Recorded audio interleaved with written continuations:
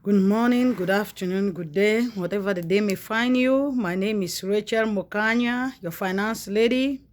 I'm here again to give another push and tips and reasons why it is necessary for you to take your finances, to take charge of your finances, understanding what your finances are, and making better financial decisions, because they're going to go a long way to ensure that you are fine, you retire well, and even at the end of your life on earth, those that you're leaving behind are not going to regret, or they're not going to be in pain or suffering because you left. Dying already or leaving them is already painful, and leaving them in debt will be more painful. So last week, a few weeks ago or a few days ago, I was talking about tips on how to find where or how to get information about maybe a group, or where to find information about your finances. And I mentioned two most important sources. One was getting with a group of people like-minded with you. The second was reading. There are many informational books out here about finances. And today I'll be talking about two main reasons why we either fail or succeed. Two main reasons why we either fail or succeed. And they are the opposite of each other. They don't meet. They are like parallel lines. The two main reasons why we fail or succeed, they're either fears or desires. Fears or desires. What do? They have, all of them, they have their job description. They have what they come to accomplish. And that accomplishment is based on you and I. It's based on you and me. It's based on the decisions we make when we are faced with these challenges, or when we are faced with these situations that we feel like we cannot handle. At times, it's good to take a deep breath, like, I'm going to get it. I'm going to do it. I am. So today, we are talking about the two reasons why we either fail or succeed. And the two reasons are what? Fear and desires. What does fear do? Fear. What does it do? It scares you away. It takes you out of your vision and purposes. It discourages you. It makes you become pessimistic. Fear is one of the greatest words that have existed on this earth. That is the reason for failures. Oh, fortunately, they both start with F. Fear and failure.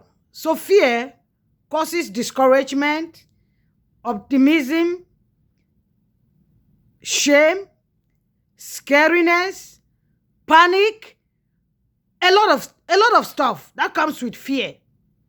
And when you are scared, when fear overtakes you, most of the time there is very little that you can do to get out of fear, except maybe you have a buddy or a friend or a family member that understands what you're going through.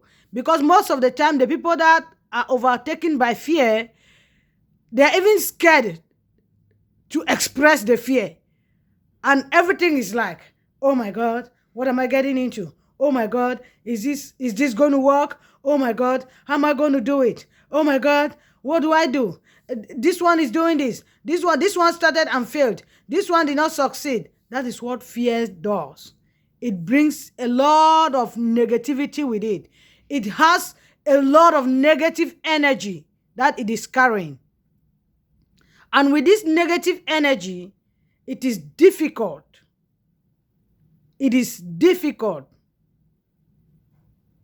It is difficult.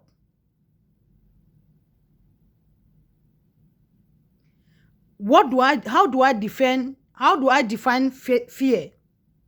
Failure to educate yourself on your abilities with reality.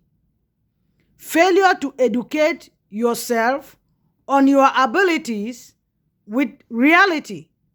When you fail to educate yourself on the abilities that you have, on the inside, what you have inside of you, and with the reality you're facing. For example, you want to start a school, a career, a project. You are scared to read about what you want to really do. So the fear that you have in educating yourself about what you want to do will limit your ability to understand what you can do with the reality that is standing in front of you. That is what fear does. On the contrary, on the opposite side of the triangle, or on the other parallel side, desires. Your desires help to push and propel you above. Your desires help to push and propel you above anything that can stand as a limitation. Anything that can stand as a limitation. When your desires are put into a project, when they are put into maybe a career path, nothing discourages you.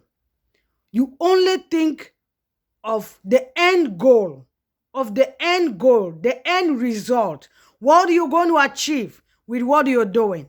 Desires take out fear. They completely take out fear. They are like, you know what? I will educate myself on what I want to do.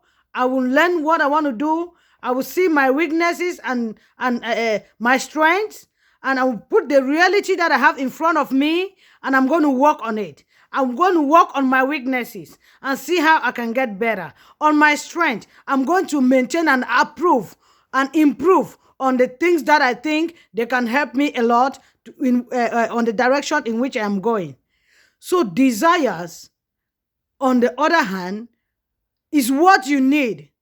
You need to desire to grow big. You need to desire to grow wealthy. You need to desire to finish school. You need to desire to start a career path and progress with it and grow. You need to desire to do what you think you can do. And desires pushes you above your limits.